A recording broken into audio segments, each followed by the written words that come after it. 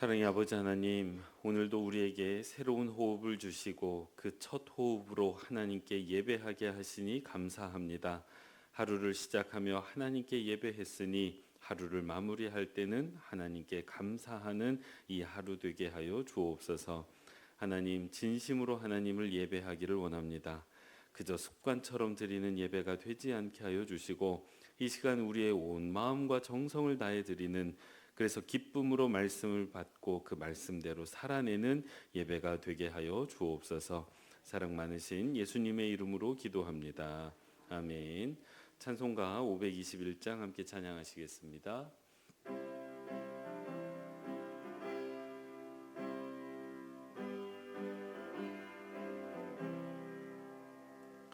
구원으로 인도하는 그 문은 참 좁으며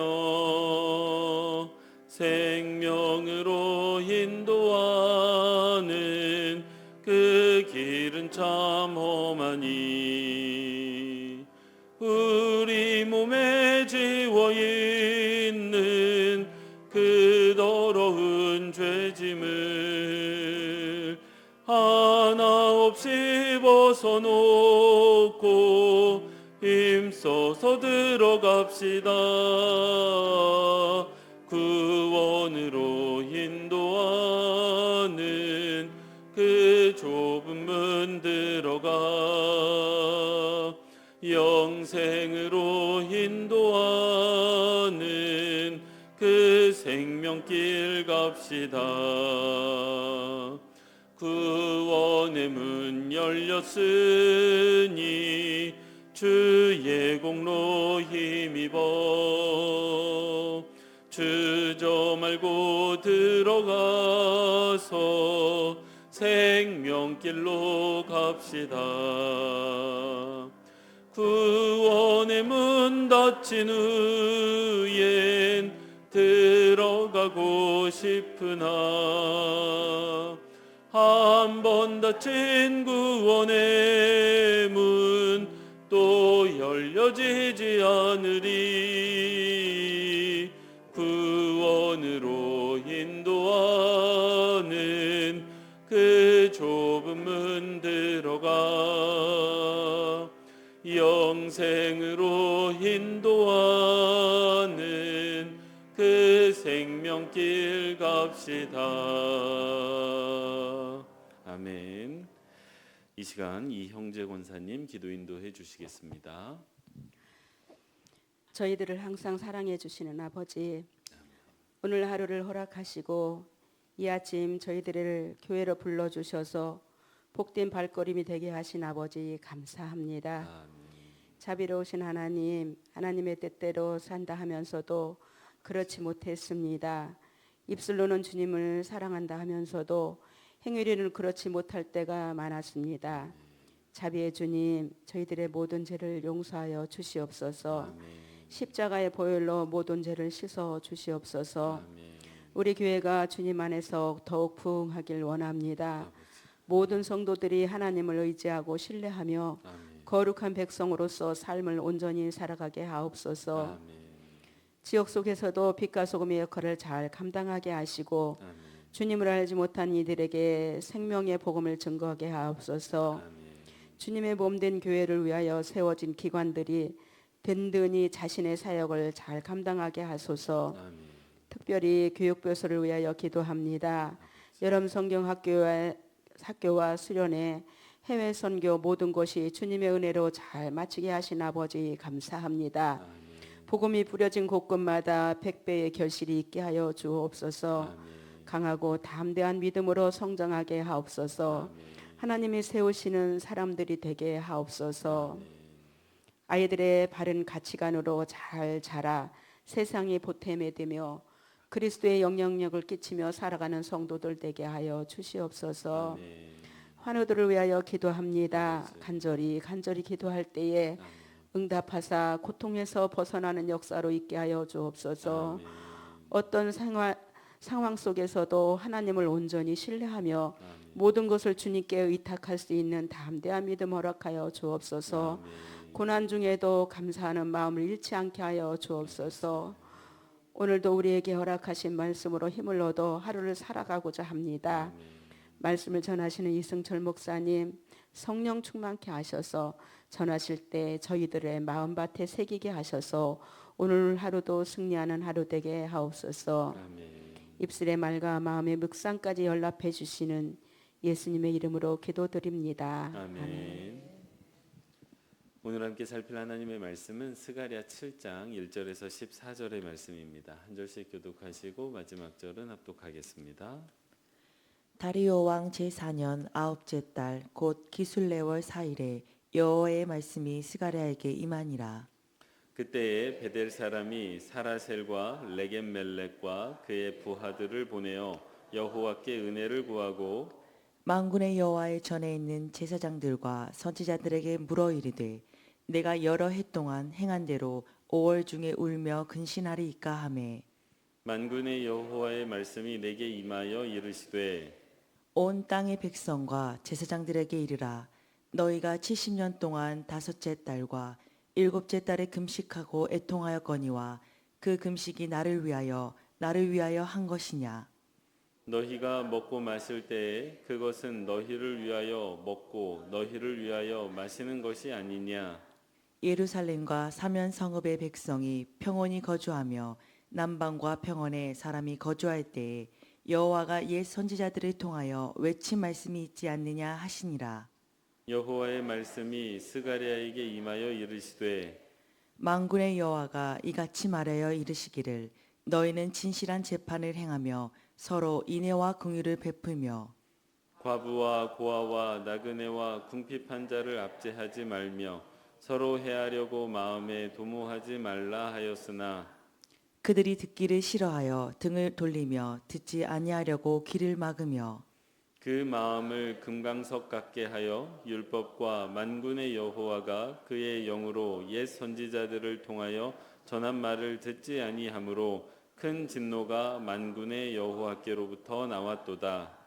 내가 불러도 그들이 듣지 아니한 것처럼 그들이 불러도 내가 듣지 아니하리라. 만군의 여호와가 말하였느니라. 내가 그들을 바람으로 불어 알지 못하던 여러 나라에 흩었느니라. 그 후에 이 땅이 황폐하여 오고 가는 사람이 없었나니 이는 그들이 아름다운 땅을 황폐하게 하였음이니라 하시니라. 아멘.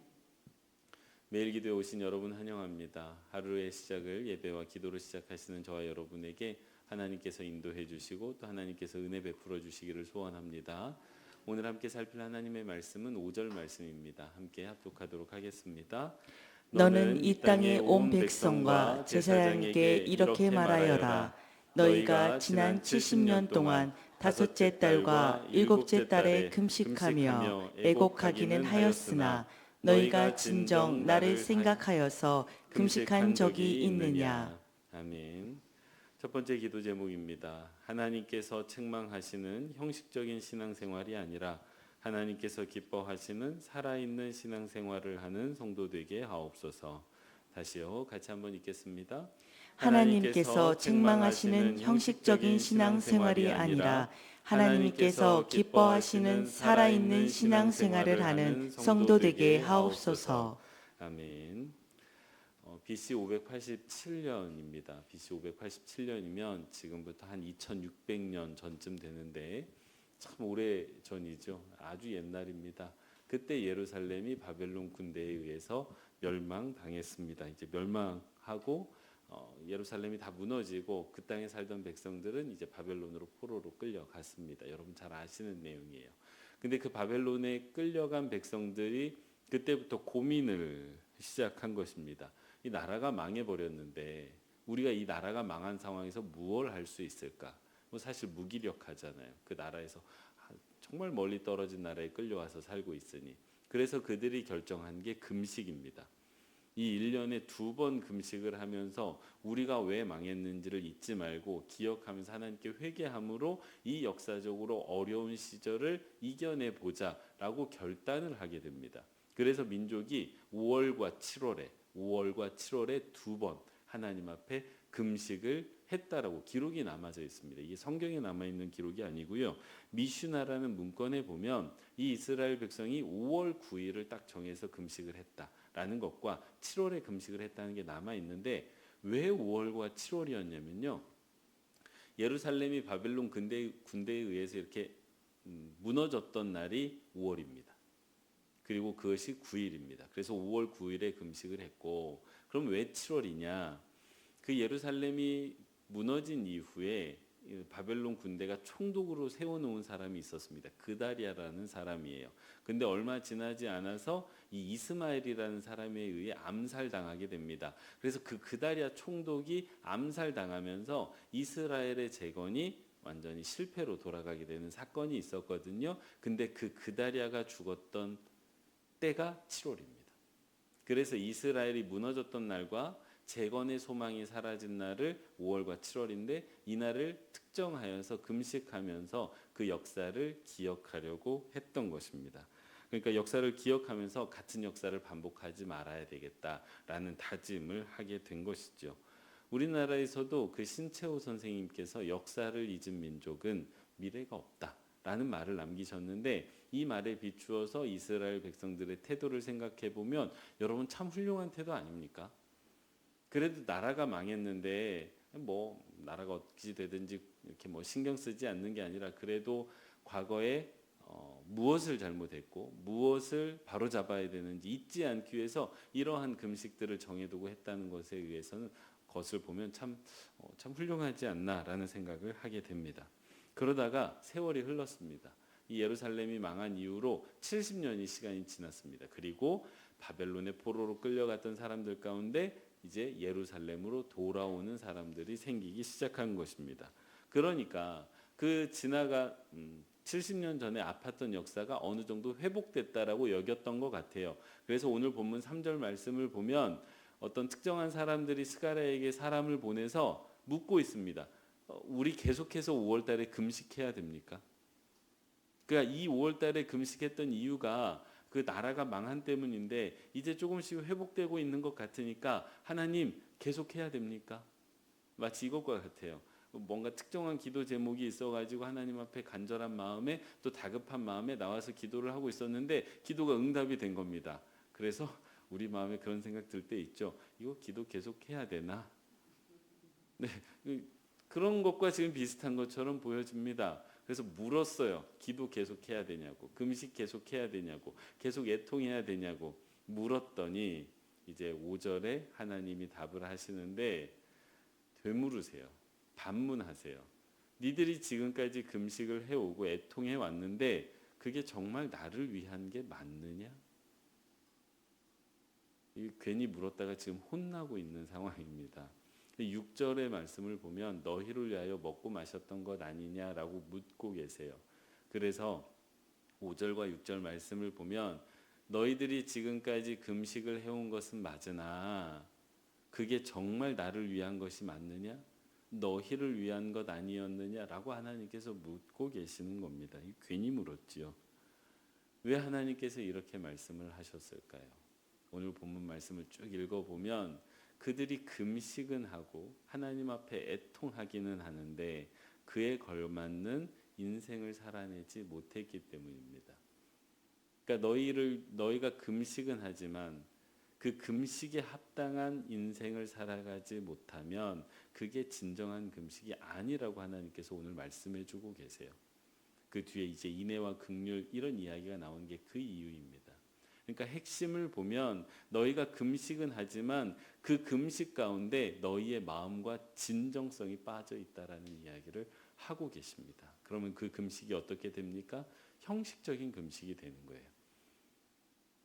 군대에 가게 되면 예배 드리는 걸 뭐라고 부르는 줄 아십니까? 군대는 어떤 특정한 종교를 이렇게 지지할 수가 없잖아요.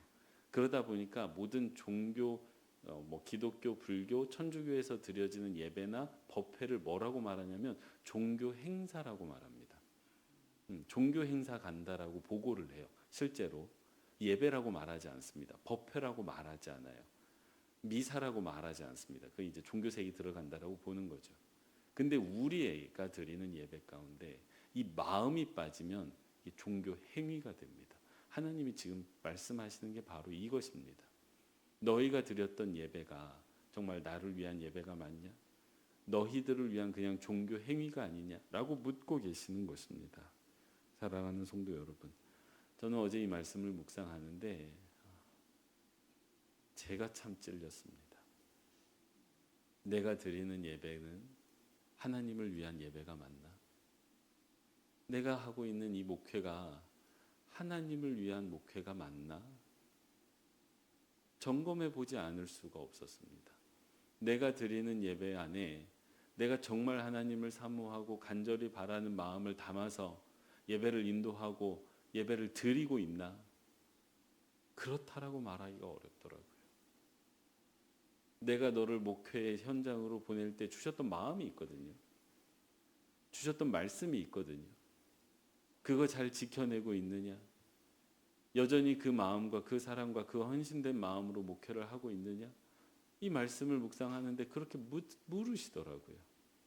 네가 하는 목회가 정녕 나를 위한 목회가 맞느냐? 묻고 계셨습니다. 너를 위해 예배하는 것 아니냐? 너 자신을 위해서 지금 목회하고 있는 것 아니냐? 묻고 계셨습니다. 사랑하는 성도 여러분, 여러분은 어떠십니까? 지금 우리 함께 예배하고 있는데 여러분의 예배는, 여러분의 찬양은, 여러분의 기도는, 그리고 여러분의 인생은 안녕하십니까? 여러분의 예배와 찬양과 기도에 여러분의 진심과 하나님을 향한 갈망이 담겨 있습니까? 여러분의 인생에는 여러분의 진심이 담겨 있습니까? 하나님께서 물으십니다. 우리가 지금 하는 예배가 나를 위한 예배가 맞느냐? 우리가 살아내는 인생이 하나님을 위한 인생이 맞느냐? 너를 위한 인생과 예배가 아니냐 묻고 계십니다. 부디 바라기는 오늘 책망받고 있는 백성들이 우리가 아니기를 소원합니다. 그리고 설령 우리의 모습이 보인다면 오늘 돌이켜서 다시 하나님께서 인정하시고 기뻐하시는 그 진정성이 담기고 마음이 담기고 삶의 변화가 담긴 예배와 인생이 되기를 소원합니다. 그럼 우리가 어떻게 이거 구별할 수 있을까요? 내가 지금 마음이 빠져버린 형식적인 종교 행위를 하고 있는지, 아니면 마음과 진심과 영혼이 담긴 예배를 드리고 있는지 어떻게 구별할 수 있을까요? 오늘 본문에 여러 가지 기준이 나오는데 한 가지만 살피려고 하는데요. 들리냐는 거예요. 하나님이 12절에서 말씀하시는 게 그 옛날 백성들이 그 마음을 금강석같이 굳게 해서 단단하게 해가지고 내가 하는 말을 듣지 않았다는 겁니다. 근데 여러분 이게 참 생각해 볼 게 많은 게 사람의 마음이 굳으면요, 단단해지면 그 어떤 이야기도 들리지가 않습니다. 여러분 고집 센 사람 있잖아요. 무슨 말을 해줘도 듣지 않는 사람 있지 않습니까? 그 사람을 보면 무슨 느낌이 들죠? 단단한 느낌이 들어요. 아우 단단하다. 금강석 같은 마음. 그런 마음 드시잖아요. 그런 생각 드시잖아요. 근데 마음이 말랑말랑할 때가 있습니다. 언제냐면 우리가 연애할 때 생각해 보시면 좋은데, 이렇게 하도 옛날이어서 잘 기억 안 나실 수 있는데요.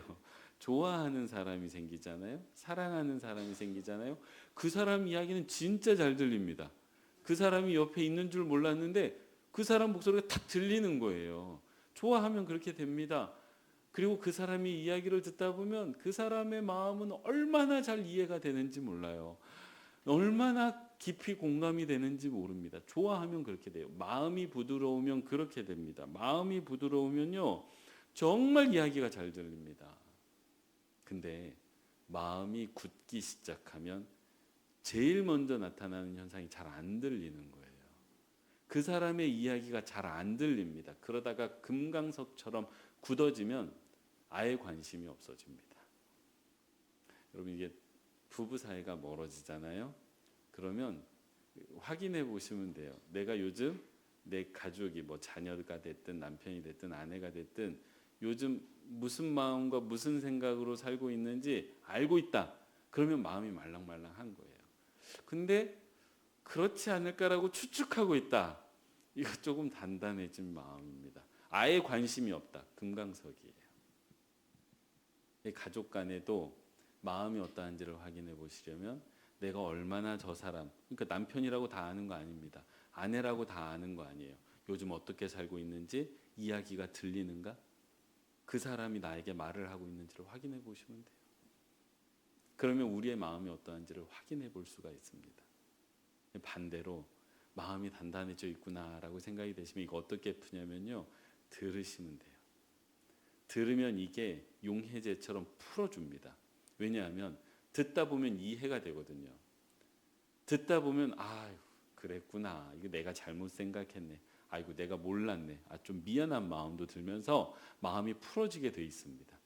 그러니까 마음이 좀 단단해져 있다 판단이 되시면 들으십시오. 듣기 시작하면 풀리게 되어져 있습니다.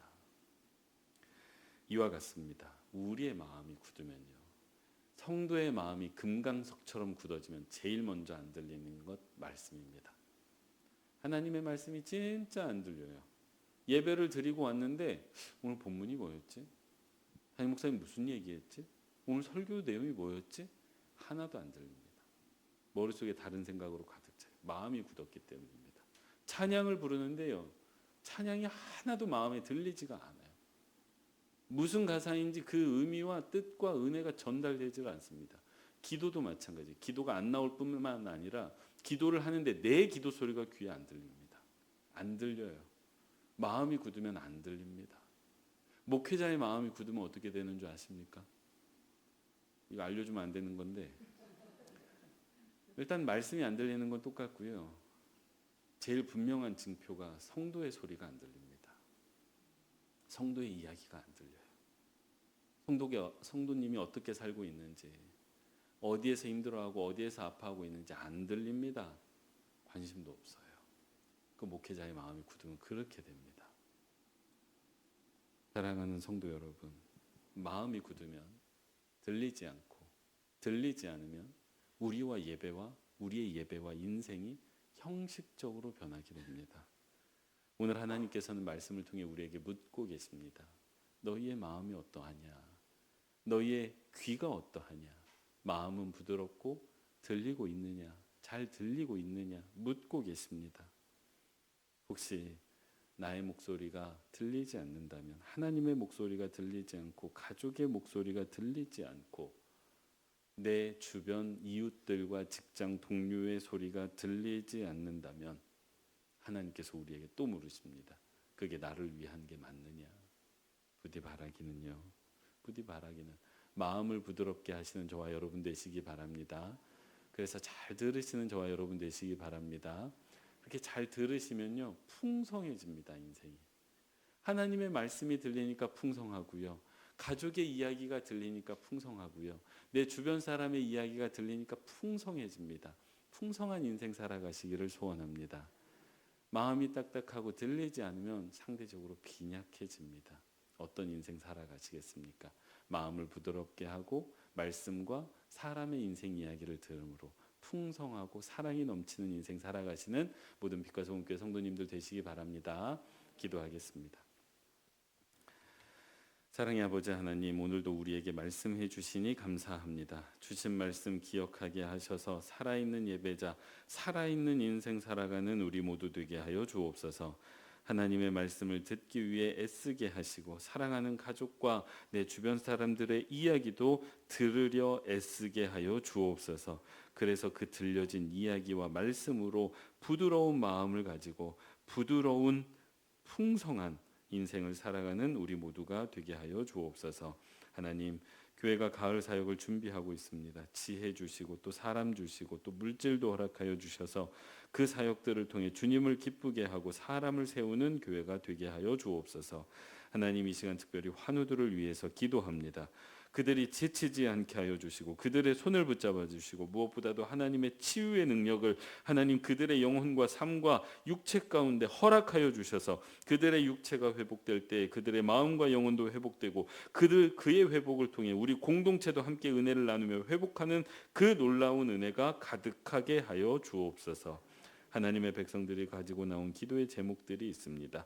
하나님 들으시고 응답해 주시기를 원하오며 사랑 많으신 예수님의 이름으로 기도합니다. 아멘.